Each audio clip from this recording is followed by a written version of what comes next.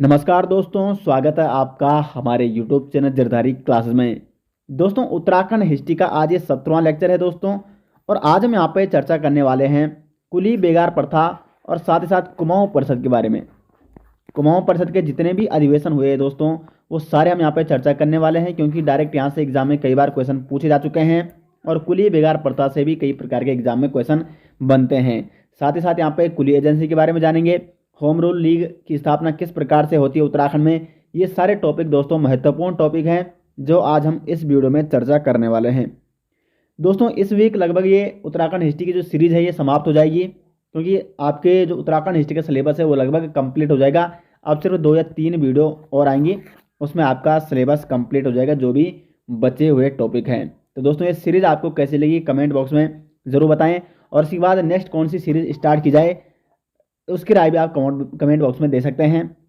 वैसे mostly chance है कि हम परीक्षा वाणी सीरीज शुरू करेंगे और टारगेट रहेगा 1-1.5 महीने में आपका सिलेबस जो परीक्षा वाणी में जितना भी यहाँ पे आपके टॉपिक दिए गए हैं वो हम कंप्लीट कराएंगे। लेकिन आप फिर भी आप कमेंट बॉक्स में दोस्तों अपनी राय जरूर देंगे कौन से टॉपिक पे यहाँ पे उत्तराखंड से संबंधित कौन से टॉपिक पे वीडियो लाई जाए, क्योंकि एक तरफ से आप इंडियन हिस्ट्री आपके यहाँ पे शुरू होने वाली है। तो चलिए दोस्तों, आज का लेक्चर यहाँ पे शुरू करते हैं। और साथ ही साथ डिटेल्स पीडीएफ दोस्तों आपको लिंक मिल जाएगा वीडियो के डिस्क्रिप्शन में। उत्तराखंड हिस्ट्री के डिटेल्स नोट्स आपको मिल जाएंगे हमारी वेबसाइट jardhariclasses.in में, या आप लिंक में क्लिक कर सकते हैं जो कि वीडियो के डिस्क्रिप्शन में दिया गया है। तो दोस्तों, कुली बेगार प्रथा से शुरुआत करते हैं और इसी वीडियो के अंत में कुमाऊं परिषद के बारे में भी जानेंगे। देखो, कुली बेगार, इसके बारे में आप सभी लोग जानते होंगे कुली बेगार प्रथा क्या थी। तो कुली बेगार प्रथा दोस्तों वैसे बहुत पहले से उत्तराखंड में शुरू थी, लेकिन जब यहाँ पे अंग्रेजों का शासन होता है तो उस समय यहाँ पे यहाँ के जो लोग थे उनका अनेक प्रकार से शोषण किया जाता है। उसका एक प्रमुख कारण था दोस्तों कि इसी अंग्रेजों के ही शासनकाल में कुली बेगार का विरोध कैसे होने लग गया। नंबर 1, एक तो यहाँ पे जनता में चेतना का विकास हो गया था। साथ साथ दूसरी जो सबसे बड़ी बात है, क्योंकि जब यहाँ पे राजाओं के समय या गोरखाओं के समय कुली बेगार हुआ करती थी तो उस समय यहाँ के जो राजा जो गोरखा वो इतनी संख्या में नहीं थे, या अगर वो थे भी तो वो पहाड़ में ही रहते थे। लेकिन ब्रिटिश अधिकारी दोस्तों वो आते थे शहरों से, और जब वो शहरों से आते थे तो उनको पहाड़ में चढ़ने में कठिनाई होती। पहाड़ में सामान ढुलाई करने के लिए उनके लिए कुली की व्यवस्था करना जरूरी था। इसलिए यहाँ के लोगों से वो बिना पैसे दिए श्रम करवाते थे, कुली का काम करवाते थे। जो भी ब्रिटिश अधिकारी, ब्रिटिश पर्यटक आते थे नीचे से यहाँ पे पहाड़ों में घूमने, ये जो ब्रिटिश अधिकारी आए थे उन सब का जो सामान होता उसकी ढुलाई के लिए यहाँ के लोगों को कहा जाता था, उनके रहन सहन की व्यवस्था, उनके खान पान की व्यवस्था। तो इसलिए यहाँ पे यहाँ के लोगों का अत्यधिक शोषण होने लग गया था इस कुली बेगार प्रथा के कारण। कुली बेगार प्रथा उस समय 3 प्रकार से हुआ करती थी दोस्तों। कौन कौन सी थी? कुली बेगार, कुली उतार और कुली बर्दायश। कई जगह इससे ज़्यादा भी दी गई हैं, लेकिन मुख्य रूप से ये 3 प्रकार की हुआ करती थी। अब देखो, कुली बेगार क्या थी। तो देखो, जब कोई ब्रिटिश अधिकारी एक गांव से दूसरे गांव भ्रमण पर जाता तो वहां के लोगों से बिना बेगार यानी पैसा दिए सामान एक गांव से दूसरे गांव पहुंचाते थे। सपोज ये ए गांव है और ये है यहाँ पे बी गांव। इस गांव में कोई ब्रिटिश अधिकारी क्या है, ठहरा हुआ है।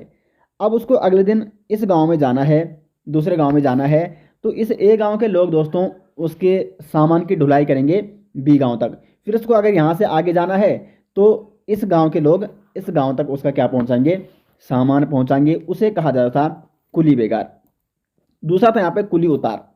जैसे कोई ब्रिटिश अधिकारी शहर से आ गया है, अब जहाँ पे सड़क खत्म हो गई है, क्योंकि पहाड़ों में उस समय सड़क हुआ नहीं करती थी, तो जहाँ पे सड़क हुआ करती थी यहाँ तक तो वो आ गया अपने जो भी उनके वाहन हुआ करते, गाड़ी होते थे।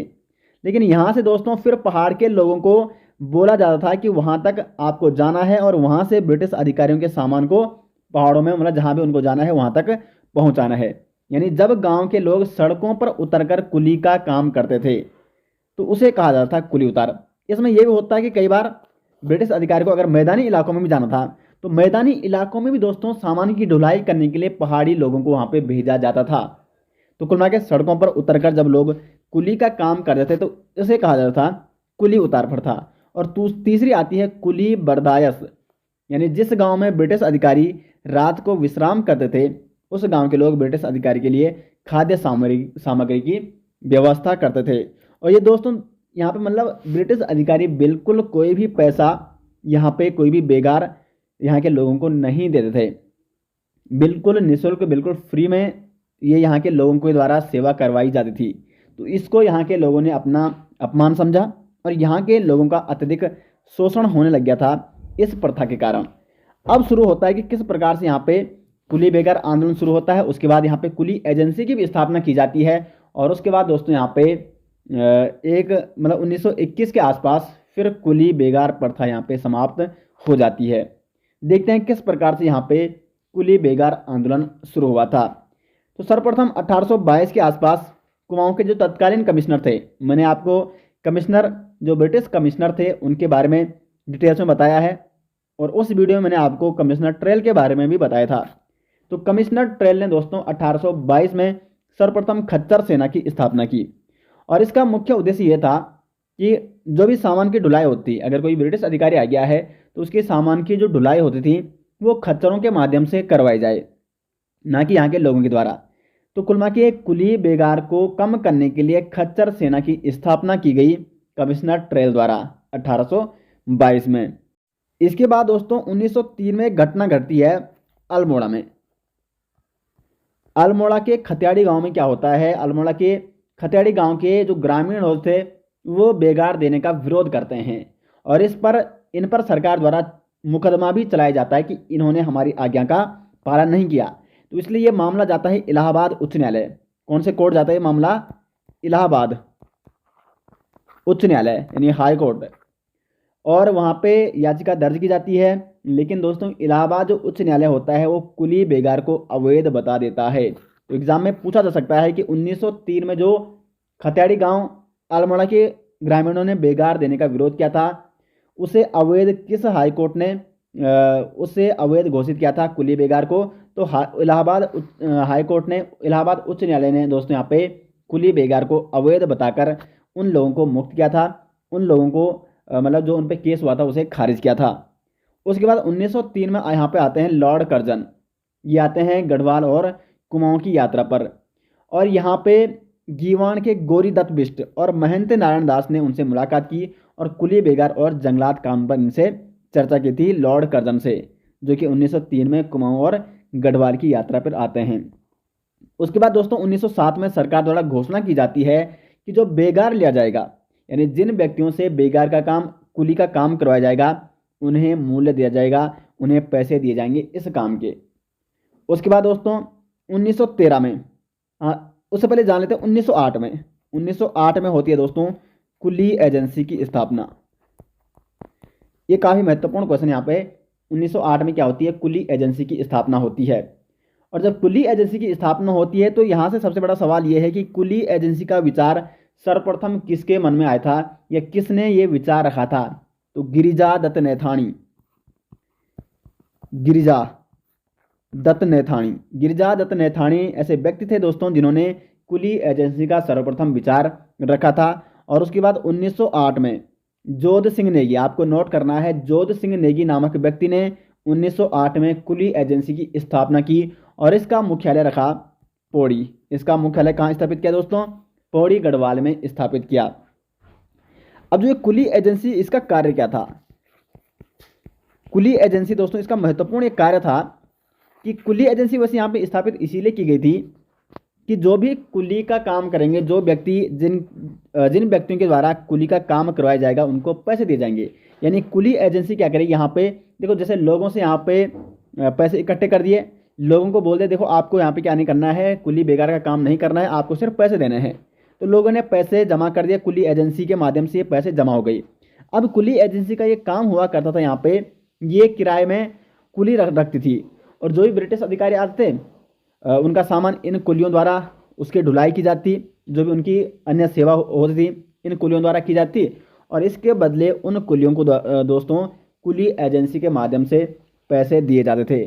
तो कुली एजेंसी ने एक बहुत ही मतलब महत्वपूर्ण यहाँ पे कार्य किया जो कुली बेगार प्रथा थी उसको कम करने के लिए। और साथ साथ यहाँ पे मतलब दो काम हो गए यहाँ से। एक तो यहाँ के लोगों ने जो इस काम को मतलब हीन भावना से देखते थे, जो इस काम को अपना अपमान समझते थे, उनको यहाँ पे कुली का काम नहीं करना पड़ा। और दूसरा महत्वपूर्ण कार्य ये हो गया यहाँ से कि जिन व्यक्तियों को कुली का काम करना पड़ता था उनके बदले, उनके परिश्रम के बदले उनको यहाँ पे पैसा भी दिया जाने लग गया कुली एजेंसी के माध्यम से। तो 1908 में यहाँ पे जोध सिंह नेगी द्वारा पौड़ी गढ़वाल में मुख्यालय रखा जाता है कुली एजेंसी का, और 1908 में कुली एजेंसी की स्थापना होती है। उसके बाद दोस्तों 1920 में जो कुमाऊं परिषद था इसका चौथा अधिवेशन होता है, और किसकी अध्यक्षता में कुमाऊं परिषद का चौथा अधिवेशन होता है? हरगोविंद पंत जी की अध्यक्षता में। और कुमाऊं परिषद अपने चौथे अधिवेशन में दोस्तों कुली बेगार प्रथा को समाप्त करने का प्रस्ताव रखता है। तो क्वेश्चन इस प्रकार से भी बन सकता है कि कुमाऊं परिषद ने अपने कौन से अधिवेशन में कुली बेगार प्रथा को समाप्त करने का प्रस्ताव रखा था? चौथा अधिवेशन में, जो कि 1920 में हुआ था, और इसकी अध्यक्षता किसने की थी? हरगोविंद पंत ने। अभी इसके बारे में आपको इसी वीडियो में आगे बताया जाएगा डिटेल्स में कुमाऊं परिषद के बारे में।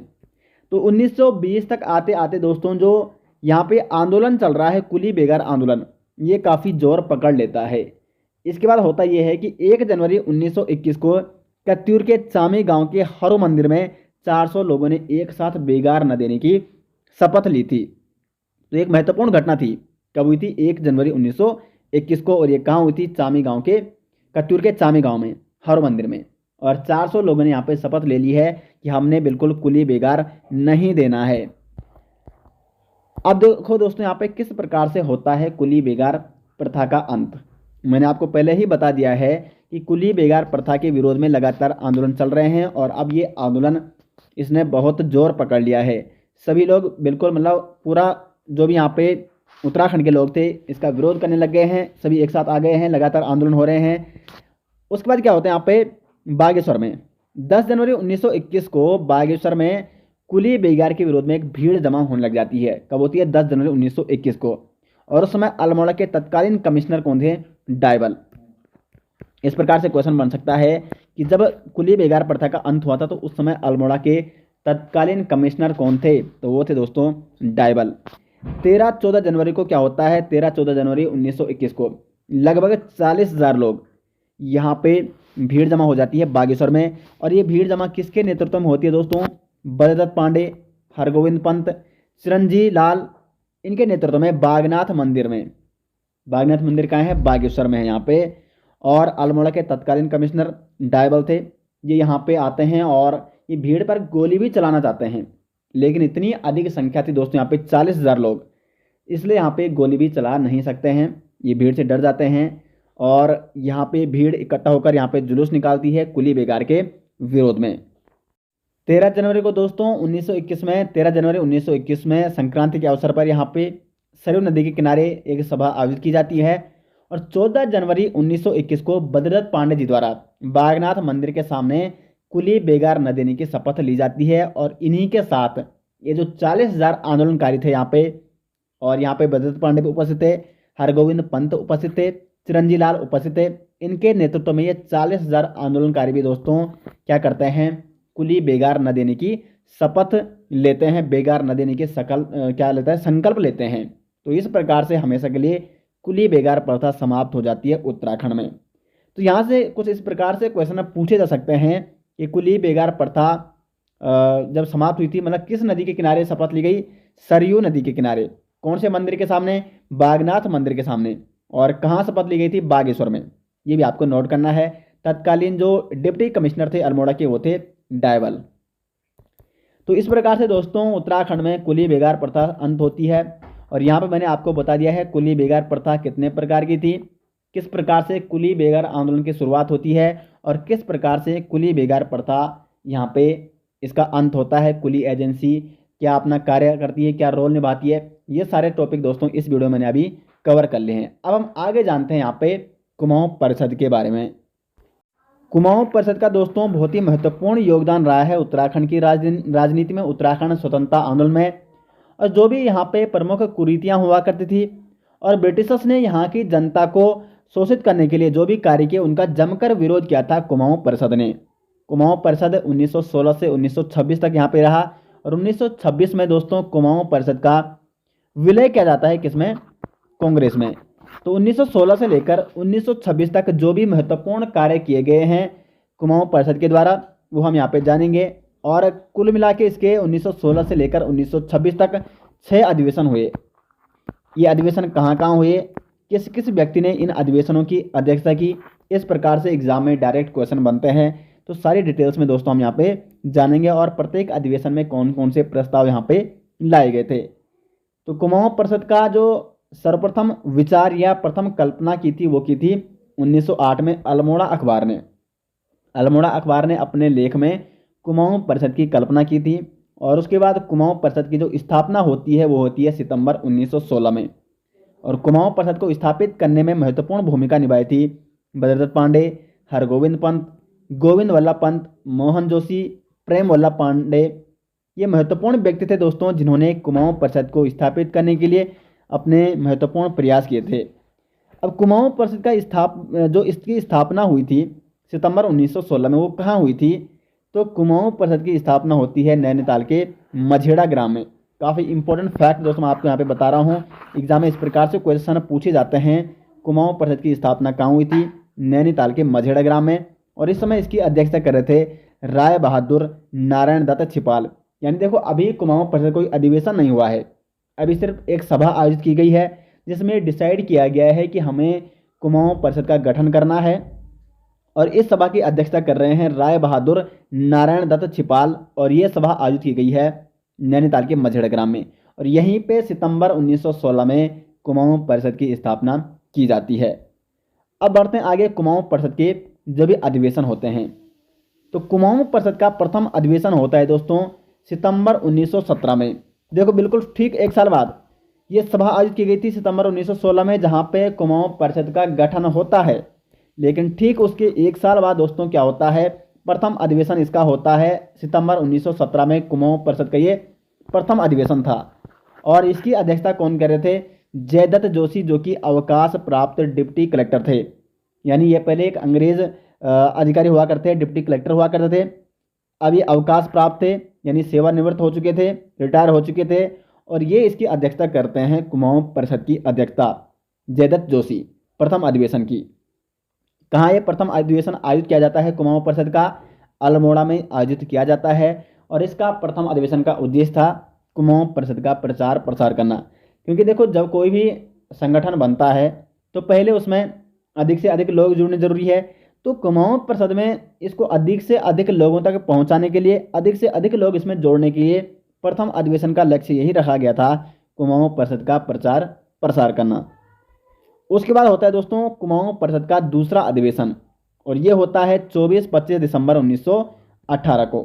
कुमाऊं परिषद का द्वितीय अधिवेशन कहाँ होता है? हल्द्वानी में आयोजित किया जाता है और इसकी अध्यक्षता कर रहे थे राय बहादुर तारादत्त गैरोला। स्थान कहाँ है? हल्द्वानी में। अब देखो इस अधिवेशन का लक्ष्य क्या था? तो इस अधिवेशन में कुली बेगार से मुक्ति, जंगलात के अधिकार जनता को लौटाने संबंधी प्रस्ताव रखे गए थे। देखो जंगलात के अधिकार क्या थे, ये जब मैंने आपको ब्रिटिश शासन के बारे में बताया था, वहां पे मैंने बताया था ब्रिटिश वन प्रबंधन यानी किस प्रकार से जो ब्रिटिश सरकार थी वो जंगलात कानून लागू करती है, जंगलों को क्या करती है? संरक्षित करती है। जंगलों पर जो ग्रामीण इलाके के जो लोग भी थे उनके अधिकार भी छीनती है जंगलों से। अब मैंने आपको बताया था कि जो ग्रामीण इलाके के लोग हैं उनकी तो जीविका चलती है जंगलों से। तो जब उनके अधिकार छीन लिए जाएंगे जंगलों से तो फिर वो अपना जीवन यापन कैसे करेंगे? तो इसलिए यहाँ पे विरोध करने लग जाते हैं यहाँ के ग्रामीण लोग, यहाँ की जो जनता थी उत्तराखंड की। तो जंगलात के अधिकार उन लोगों को दिलाने के लिए ये प्रस्ताव रखे गए थे द्वितीय अधिवेशन में, कुमाऊं परिषद के द्वितीय अधिवेशन में।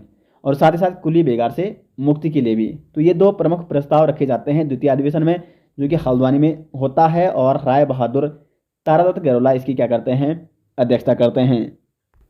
तीसरा अधिवेशन आता है दोस्तों और ये कई बार एग्जाम में पूछा जाता है। हाल ही में 2021 में जो एग्जाम हुए थे उसमें ये पूछा गया था कि कुमाऊं परिषद का तीसरा अधिवेशन कहाँ आयोजित किया गया था? तो कोटद्वार में ये आयोजित किया गया था और इसकी अध्यक्षता कर रहे थे राय बहादुर बद्रीदत्त जोशी। और कब आयोजित किया गया था तीसरा अधिवेशन? 22 से 24 अक्टूबर 1919 में। इसमें लक्ष्य क्या रखा जाता है? और इसमें ये तीसरा अधिवेशन एक खास अधिवेशन हो गया था क्योंकि ये दो चीज़ों के लिए महत्वपूर्ण याद किया जाता है, गुरु परंपरा और हिंदू मुस्लिम एकता के लिए।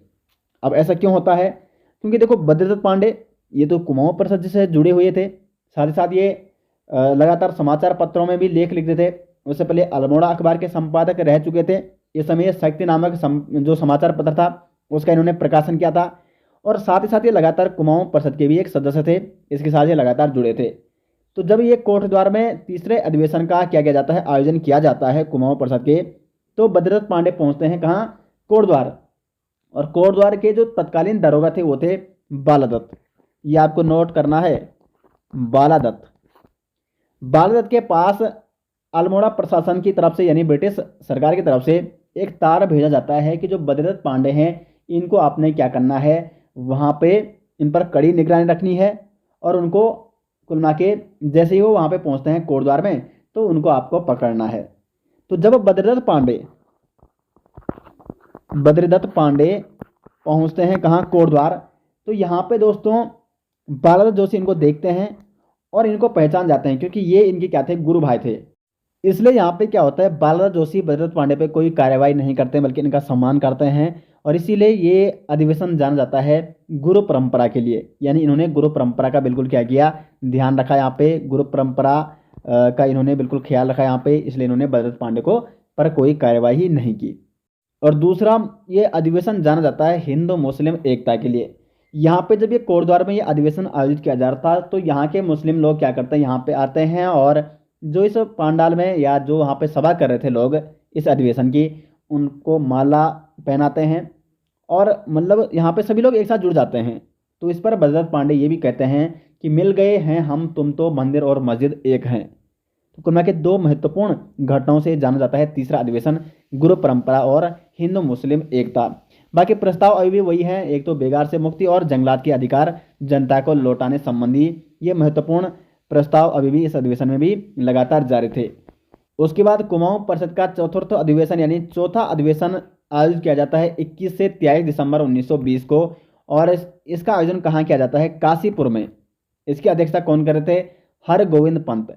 इसमें एक तो असहयोग आंदोलन के साथ जुड़ने के लिए, जो असहयोग आंदोलन गांधी जी द्वारा चलाया जाता है उसका समर्थन करने के लिए प्रस्ताव रखा जाता है।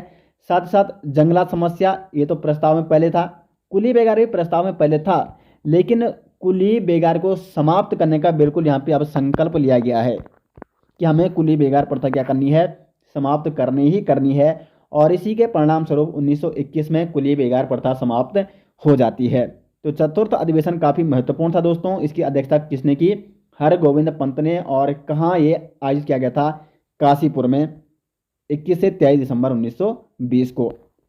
उसके बाद पांचवां अधिवेशन 1923 में होता है, स्थान का है टनकपुर और इसकी अध्यक्षता कर रहे हैं बद्रीदत्त पांडे। इसमें लक्ष्य क्या रखा गया था, भूमि बंदोबस्त और वन नीति पर चर्चा। भूमि बंदोबस्त और वन नीति पर चर्चा किस अधिवेशन में रखी गई थी, पांचवें अधिवेशन पर, जो कि 1923 में टनकपुर में आयोजित किया गया था और इसकी अध्यक्षता बद्रीदत्त पांडे कर रहे थे। उसके बाद होता है कुमाऊं परिषद का अंतिम अधिवेशन गनियातोली रानीखेत में। महत्वपूर्ण अधिवेशन है रानीखेत की गनियातोली में। अंतिम अधिवेशन 1926 में रखा गया था कुमाऊं परिषद का। इसकी अध्यक्षता कौन कर रहे थे, मुकंदी लाल। और दोस्तों 1926 में ही कुमाऊं परिषद का विलय हो जाता है कांग्रेस में। ये भी आपको नोट करना है, एग्जाम में इस प्रकार से क्वेश्चन बन सकता है कि बताइए कि कुमाऊं परिषद का विलय कांग्रेस में कब किया गया, तो 1926 में किया गया था। तो ये दोस्तों महत्वपूर्ण बातें थी कुमाऊं परिषद के बारे में और उम्मीद करते हैं कि आपको कुमाऊं परिषद से कोई भी डाउट नहीं होगा। सभी अधिवेशनों के बारे में और उनमें क्या क्या लक्ष्य रखे गए थे, क्या क्या प्रस्ताव रखे गए थे, वो मैंने आपको बताए। कहाँ पे वो अधिवेशन आयोजित किया गया था और उसकी अध्यक्षता किसने की, ये सारी चीज़ें हमने यहाँ पे जानने का प्रयास किया। अब दोस्तों कुछ अन्य महत्वपूर्ण फैक्ट है जहाँ से डायरेक्ट एग्जाम में क्वेश्चन पूछे भी जा चुके हैं और यहाँ से बिल्कुल लगातार पूछे जाने की संभावना होती है। नंबर 1 है यहाँ पे होम रूल लीग। ये काफ़ी इंपॉर्टेंट है क्योंकि इस पर काफ़ी स्टूडेंट कन्फ्यूज होते इसलिए हैं कि अगर हम देश की बात करें तो सबसे पहले होम रूल लीग की जो स्थापना की जाती है, वैसे वो बाल गंगाधर तिलक जी द्वारा होम रूल लीग की स्थापना की जाती है 28 अप्रैल 1916 को। लेकिन उत्तराखंड की कई बुकों में दोस्तों ये दिया गया है कि उत्तराखंड में इससे पहले होम रूल लीग की स्थापना की जा चुकी है 1914 में। और मैं ये आपको इसलिए बता रहा हूँ कि एग्जाम में भी यूके तुलसी के द्वारा पिछले किसी एग्जाम में क्वेश्चन कई बार पूछा जा चुका है और इसका आंसर भी 1914 ही दिया गया है। तो इसलिए आपको यही नोट करना है क्योंकि कई इतिहास की जो बुकें हैं उत्तराखंड में, उनमें भी लगातार होम रूल लीग की स्थापना बताई गई है 1914 में। तो उत्तराखंड में होम रूल लीग की स्थापना कब हुई, अगर इस प्रकार से क्वेश्चन बनता है तो 1914 में हुई। लेकिन उसके बाद देश में अगर हम बात करें, बाल गंगाधर तिलक द्वारा होम रूल लीग की स्थापना की जाती है 28 अप्रैल 1916 को। और उसके बाद एनी बेसेंट द्वारा दोस्तों होम रूल लीग की स्थापना की गई थी सितंबर 1916 को। यहाँ तक जो बद्रदत्त पांडे जी हैं वो बाल गंगाधर तिलक जी से काफ़ी प्रभावित थे। बद्रदत्त पांडे बाल गंगाधर तिलक से दोस्तों काफ़ी प्रभावित थे। और जब उत्तराखंड में होम रूल लीग की स्थापना होती है तो बद्रदत्त पांडे का ये व्यंग भी था। उन्होंने लिखा था कि हमने छली बुढ़िया बसंती की होम रूल लीग नहीं खोली है, हमने जो होम रूल लीग खोली है वो लोकमान्य तिलक वाली लीग खोली है। तो यानी वो इसके समर्थन में नहीं थे। एनी बेसेंट ने जो होम रूल लीग की स्थापना की थी इसके समर्थन में बद्रदत्त पांडे नहीं थे, बल्कि वो थे बाल गंगाधर तिलक जी की होम रूल लीग के समर्थन में। इनसे वो काफ़ी क्या थे, प्रेरित थे। बाल गंगाधर तिलक का काफ़ी प्रभाव था बद्रदत्त पांडे जी के जीवन में। तो अगर इस प्रकार से क्वेश्चन बनता है उत्तराखंड में होम रूल लीग की स्थापना कब हुई, 1914 में हुई है। क्योंकि ये दोस्तों क्वेश्चन एग्जाम में पूछा जा चुका है, आयोग द्वारा भी 1914 ही इसको सही बताया गया है, क्योंकि उत्तराखंड की कई इतिहास की बुकों में यही दिया हुआ है। तो इसलिए आपको, क्योंकि उत्तराखंड का इतिहास थोड़ा कन्फ्यूजिंग तो है दोस्तों, क्योंकि अलग अलग इतिहासकारों ने लिखा है और कुछ कुछ तथ्य ऐसे होते हैं दोस्तों जिनको समझाने के लिए मतलब कोई ऐसा विशेष फैक्ट नहीं मिल पाता है। तो ऐसे तथ्य आपको नोट जरूर करने होते हैं। उसके बाद दोस्तों देहरादून में 1918 में, ये काफ़ी इंपॉर्टेंट है, स्वामी विचारानंद सरस्वती जी ने होम रूल लीग की एक शाखा स्थापित की थी। कहाँ स्थापित की थी? देहरादून में। और किसके द्वारा? स्वामी विचारानंद सरस्वती द्वारा 1918 में। ठीक है, तो ये पॉइंट भी आपको यहाँ पे नोट करना है। उसके बाद यहाँ पे 1912 में अल्मोड़ा में कांग्रेस की स्थापना होती है। 1918 में बैरिस्टर मुकुंदी लाल और अनुसुईया प्रसाद बहुगुणा द्वारा गढ़वाल कांग्रेस कमेटी की स्थापना होती है। और 1921 में कुली बेगार प्रथा का अंत हो गया। यह आपको मैंने पहले ही बता दिया है। तो दोस्तों इस वीडियो में हमने कुली बेगार प्रथा, कुली एजेंसी और कुमाऊं परिषद के बारे में चर्चा की, साथ ही साथ होम रूल लीग और कुछ अन्य विशेष फैक्ट के बारे में दोस्तों इस वीडियो में चर्चा की, जो कि एग्जाम के व्यू पॉइंट से काफ़ी इंपॉर्टेंट है और यहाँ से एग्जाम में कई बार दोस्तों क्वेश्चन बन चुके हैं। तो दोस्तों उम्मीद करते हैं आपको यहाँ तक कोई दिक्कत नहीं होगी और जितने भी टॉपिक आपको अभी तक उत्तराखंड हिस्ट्री में पढ़ाए गए हैं उनमें आपको कोई डाउट नहीं होगा। यदि आपको कोई डाउट होता है तो आप कमेंट बॉक्स में पूछ सकते हैं। साथ ही साथ उत्तराखंड हिस्ट्री के डिटेल्स नोट्स दोस्तों इसी प्रकार से यदि आपको चाहिए तो लिंक आपको मिल जाएगा वीडियो के डिस्क्रिप्शन में। वहाँ पे जरदारी क्लासेस की ई बुक का लिंक दिया गया है और उस ई बुक की खासियत ये है कि प्रत्येक टॉपिक के बाद दोस्तों उसमें MCQ भी दिए गए हैं, ताकि आपकी प्रैक्टिस वहाँ पे लगातार हो सके और आपको पता भी चल सके कि किस प्रकार के क्वेश्चन एग्जाम में पूछे जाते हैं। तो आप अच्छे से दोस्तों उस ई बुक से लगातार अपनी पढ़ाई कर सकते हैं, रिवीजन कर सकते हैं। लिंक आपको वीडियो के डिस्क्रिप्शन में दिया जाएगा या आप सर्च कर सकते हैं jardhariclasses.in। तो उम्मीद करते हैं आपको वीडियो पसंद आई। वीडियो अच्छी लगी तो वीडियो को लाइक और शेयर जरूर करें और मिलते हैं दोस्तों नेक्स्ट वीडियो। तब तक के लिए धन्यवाद।